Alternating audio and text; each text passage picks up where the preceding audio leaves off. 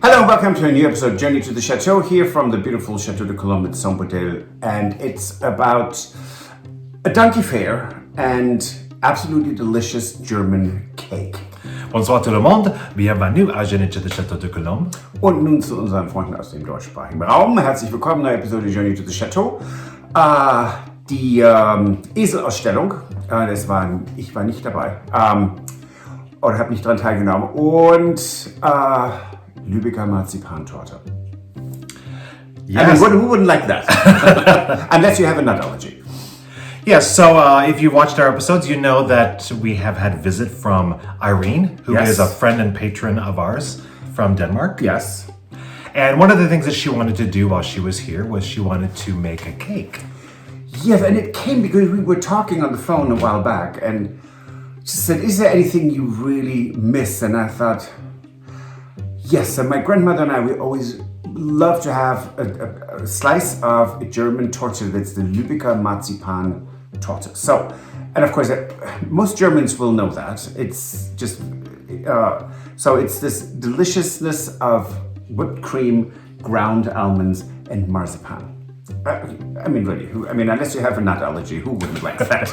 But then you wouldn't. I mean, you might like it, but you wouldn't like it for long. Yes, and I've never had it before, so it was great to actually have that for the first time. Yeah, so Irene actually made that for us as a parting gift, and it was fantastic. And we did share it with Tony and Jay.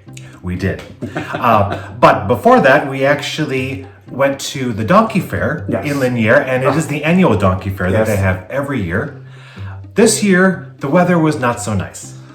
It was pouring.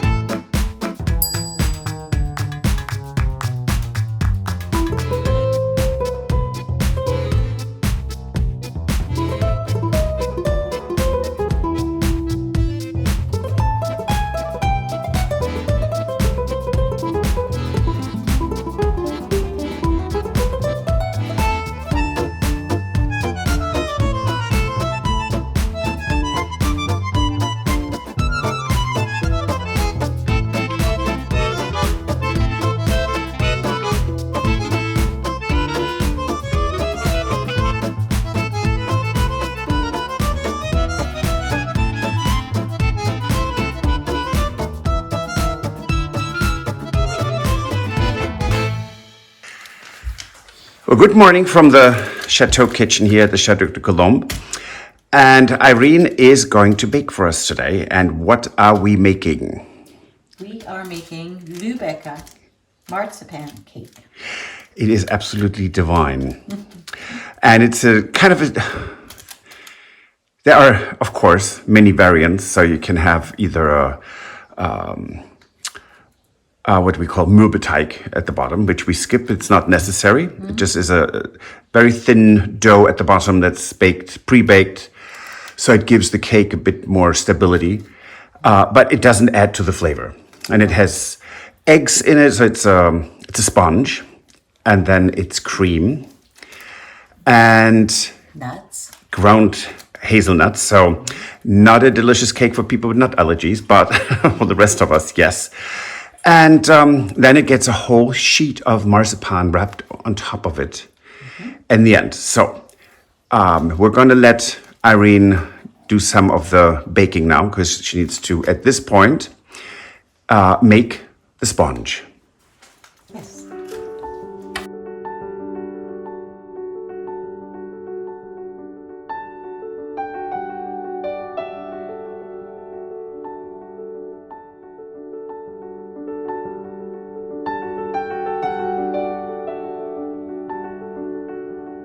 So, Irene separated the eggs, and now she's adding about 3 tablespoons of warm water and a pinch of salt to the egg whites, and then we're going to beat the living daylight out of them until they're nice and stiff.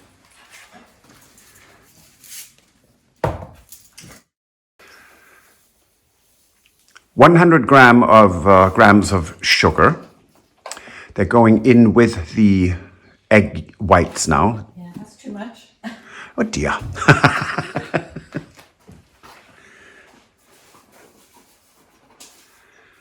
Let's see. Okay. It's going in with the egg whites, and then we're going to beat them some more. So this is a vanilla bean. So this will also be fresh vanilla in the cake, which gives it a wonderful flavor. Yeah, a Madagascar vanilla. The best.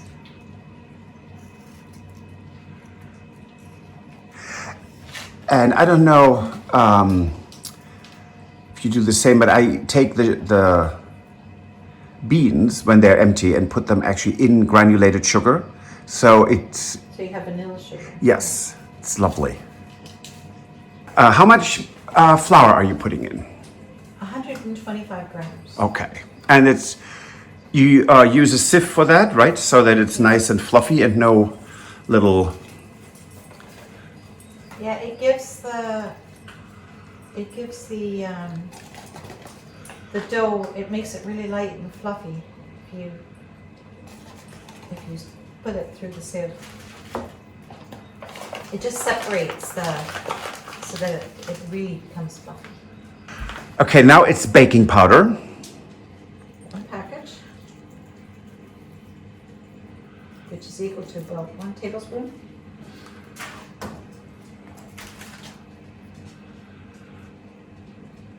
Mix it just a tad.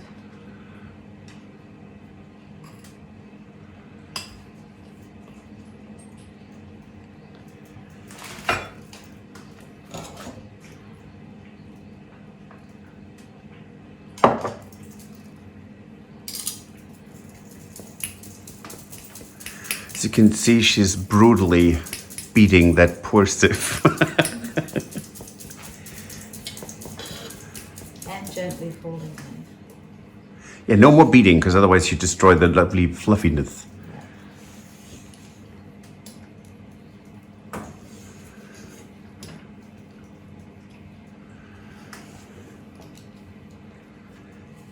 And I do have to say, it's actually lovely to have people here who bake or cook in this kitchen. It's very enjoyable. It's a lovely kitchen.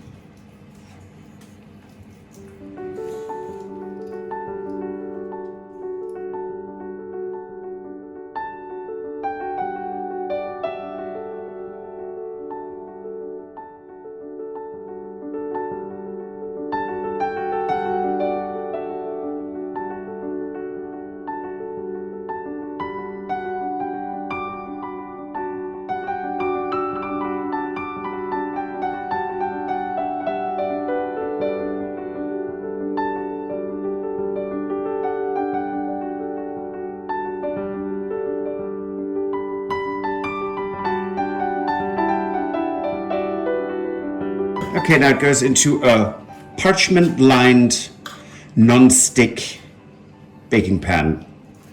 What's that, 8-inch or something? 20-some centimeters? Yeah.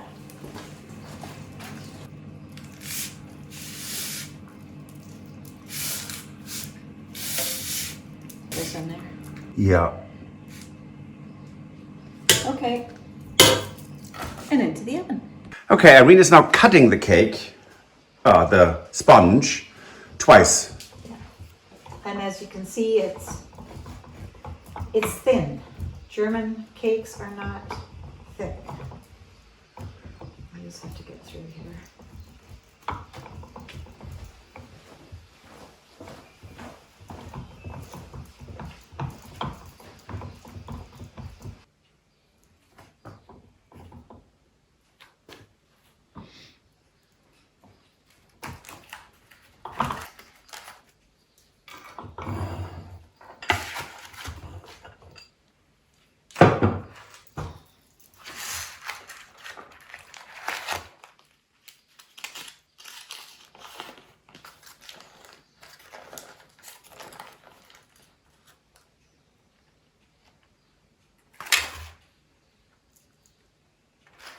Okay, what's next?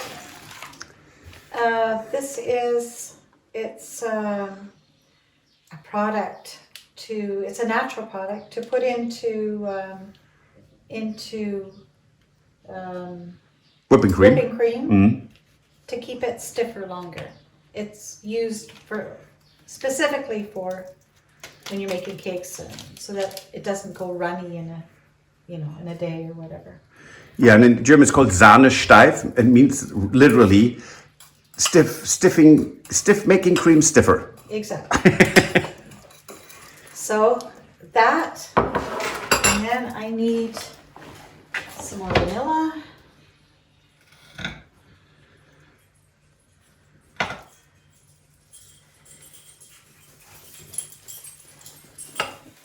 Which will also get mixed up in the whipping cream. So in with the whipping cream.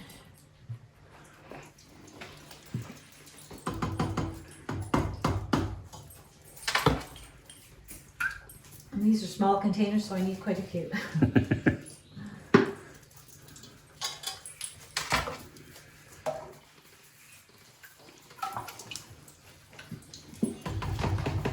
There we go. And Patrick, I'll leave it up to you to turn that machine on. Okay. It's way too much responsibility.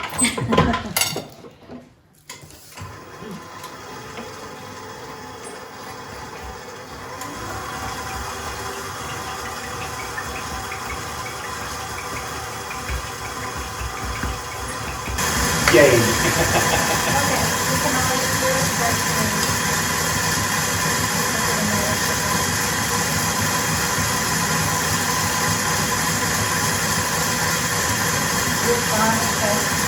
Look at that. Now it's quick. Okay, that's good. That's good. Oh, maybe you are a little gun shy too, no kidding. Yeah, no, So- it's beautiful. Yeah, and that's the finished product.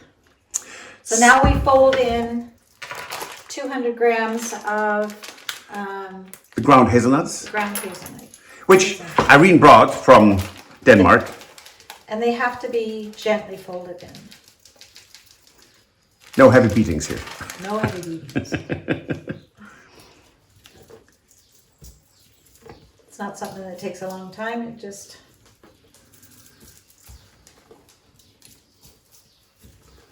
And actually this is pretty robust because of the sugar and the extra The stiffener. stiffener. Now, a lot of German cakes are not particularly sweet either. So No, in German baking, very often you don't use a lot of sugar. no, don't. So for Germans and Scandinavians in general, it's sometimes American baking is a bit too sweet. Yes. Now I grew up with, the sweet baking because, well, partially because my parents were German, so we also had the German cakes. But I mean, I grew up with, the normal chocolate cake with icing and all that stuff. But I always preferred these as a kid, and the reason is just because it's not all a sugary flavor. You get the flavors of the other ingredients as well. And the thing about this is you have to see too is that the cake layers themselves are very thin.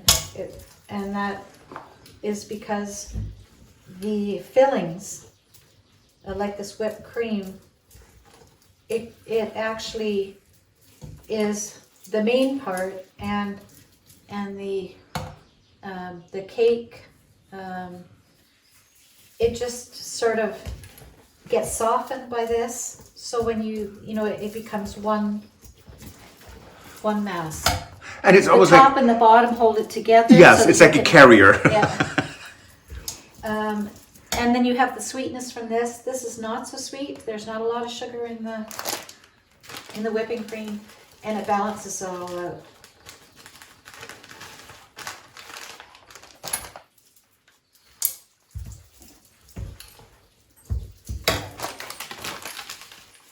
And last bunch here.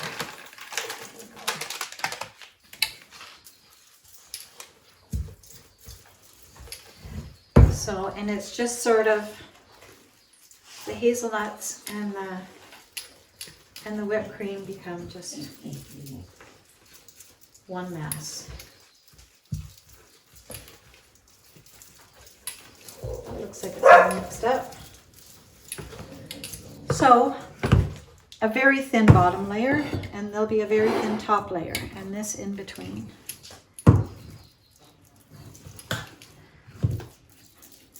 And there's actually a lot of extra cream because normally you would also, after you put the marzipan layer on, you would pipe with the cream. Is there a cream layer before the marzipan goes on the top of the cake as well? No. Oh. So it's a little bit different from when you bake with fondant. You always put a layer on, but not with this. What you can do sometimes is you can just, if you want to have a little bit of a contrasting flavor, you can put like a jam or something, but then you'll have the marzipan soften and it'll get kind of gooey, and that's not really what you want to have. No. You want it to stay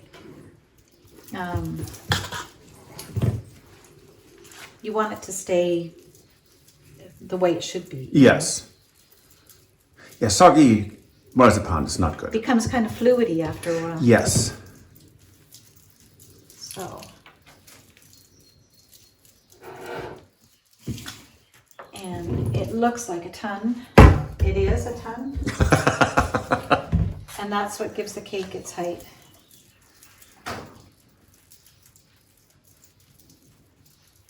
And I think whipping cream is used a lot in Europe in baking. Generally, wouldn't you say, Pat? Yeah, yes.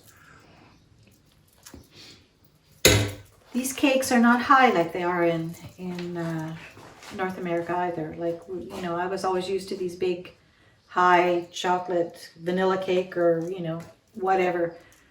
These are not. And also because they're so rich. There's no way you could eat a ton.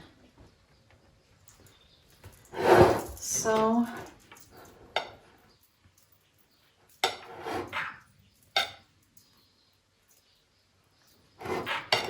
if I need to, I can always fill in the holes with a little bit of extra whipped cream from in here, which I just might do here.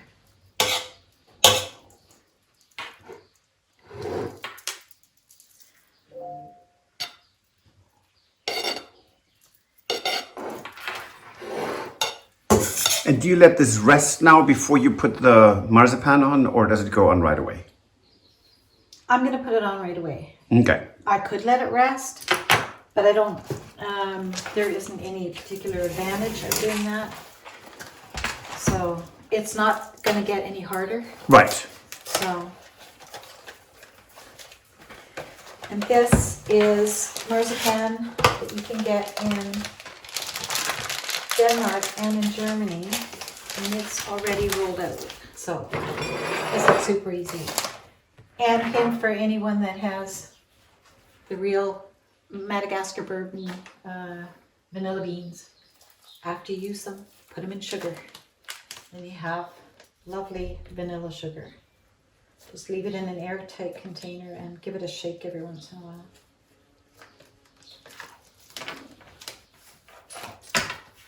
However long this takes, this is a whole lot easier than rolling it out yourself. It's very true. Yeah. And the thing with the marzipan, even if it breaks, you just have to pinch it together again. And that happens sometimes with pre-made crusts here as well for quiches, or they break, but you can always just mush them back together and you'll never see that there was a break. Oh, look at that. Finally it agrees with you. Yeah. Sort of. I think the start and the end are so tightly on there that it makes it a little bit difficult. Okay. So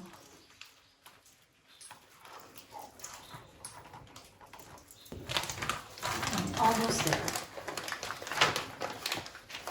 That should do it.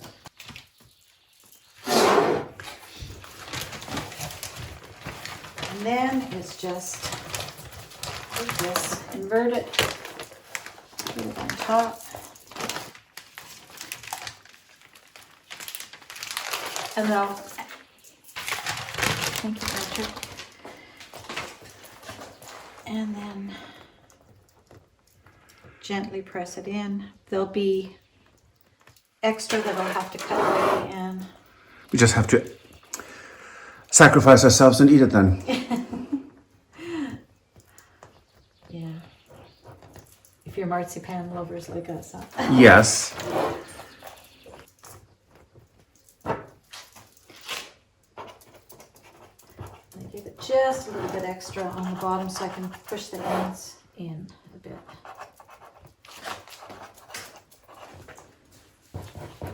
Just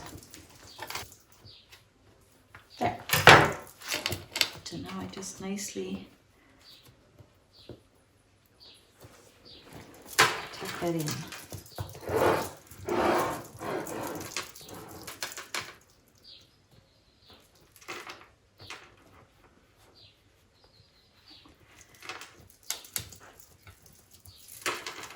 And does it go straight into the fridge or? Straight into the fridge. Okay.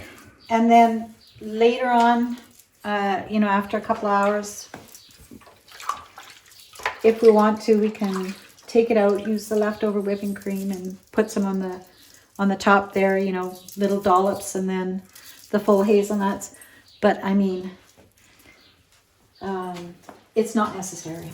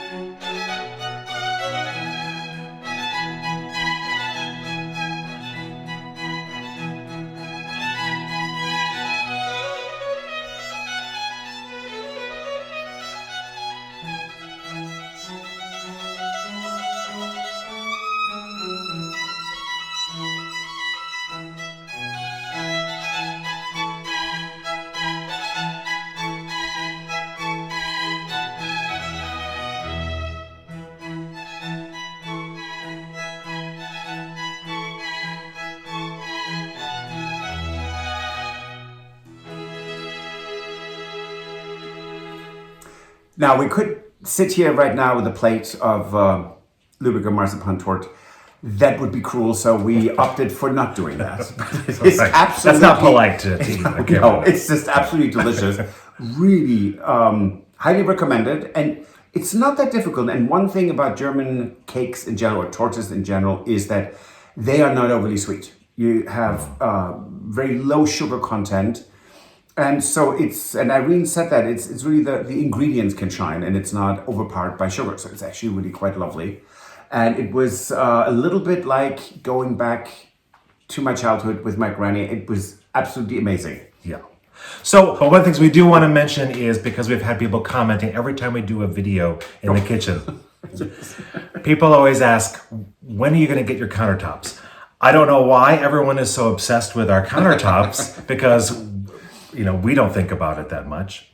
But so we wanted to address this again about why we don't have our final countertops in our kitchen. Yeah, so we did order them, and then the company went out of business. And if you've followed us and watched us, you know that we had months and months and months of 12 to 18-hour days. We haven't had the time or the energy to deal with it. And but we have a fountain. Yeah, and quite honestly, these countertops work fine. Yeah, they're not lovely or anything, but they work, and we are content with them. And we will get our countertops. We will, but it will take a while for us to find another company that can do them and have the countertops that we want. No, and I just need to address one thing. You can't. I mean, we had friends in the United States that went to a large home improvement chain, and they had them basically returned 3 times because they didn't measure right. And so what we have here are walls that are crooked in all kind of directions. So we actually need a true stonemason who can measure this properly. And we do miss that. There's quite a lot of really good countertop companies in the United States. It's not common here. No, it's not. It's not that easy. And we haven't had the time, the energy, or the willpower right now to deal with it. But sooner or later, when we do have time, we will get back to taking care of that. Absolutely, yes. Right. Oh, the other thing is, can I just point out this? So our roses are blooming for a while now, but the dahlias that we planted last year started to bloom. So that's the white one in the middle. It's a cactus dahlia. They're already starting to bloom. It's fantastic. They're so big. It's just lovely to have. Of course, we living in the Midwest for 20-some years, or your entire life, almost. Pretty much. You put a dahlia in the ground and you leave it, it's dead. Yeah. No. So dahlias are in northern Illinois, at least. They're in a zone where you're going to have to dig them up if you want to keep them because they're not going to make it through the winter. No. There. So this is fantastic. And that has been fantastic change here is that you can actually put a dahlia in the ground and it comes back the next year. It's wonderful. We lost 1 dahlia last winter. That's it. We did. Of like 30. Right. However, so we do have a booking for the bed and breakfast room, and we were wondering why we didn't have any. It turns out that Airbnb, for some miraculous reason, is not showing our listing. Our bed and breakfast room. So we have the gîte, no problem. I created it, I listed it, poof, was there right away. This room, so Stuart figured it out. People had to go, or he had to go to the gîte, to me being the host, about me, and then there was my other listing. And then there's the room. It's perfectly fine. It's perfectly bookable. I contacted them, and their very not helpful answer was, it just takes a few days. Well, 2 weeks, not a few days. So, anyways, so the problem is that if you go to Airbnb and you do a search, you're not going to find it on their search. No, not yet anyway. And so there is a page for it, and you can go there and you can book it if you have the direct link to it. And so what we've done is we've copied and pasted it. So we have the direct link on our YouTube page and on the video descriptions of our videos. Yeah, so if you just want to see the pictures, it's all there. Have a look and let us know what you think. Yeah. So that's it for this episode. Oh, good. If you like, good Lord. Please give us a thumbs up. Like, subscribe, and recommend us to your friend. And every week I'm looking at some names and I'm looking, I haven't, it's people who have commented, and then I see they're subscribed to like 20 different pages, but not to us. Oh, come on, please subscribe. Yeah. And if you want to support the renovation of the Chateau, you can join us on Patreon. Or buy us a coffee. And we will see you on Friday. Absolutely. Au revoir. Auf Wiedersehen. Bye. Bye. If you enjoyed this video, please use the like feature to let us know. Also, don't forget to subscribe to our Journey to the Chateau YouTube channel if you would like to see more. Once you've subscribed, You can tap the notification bell in order to ring it, which will allow you to receive all notifications from our channel. Thank you.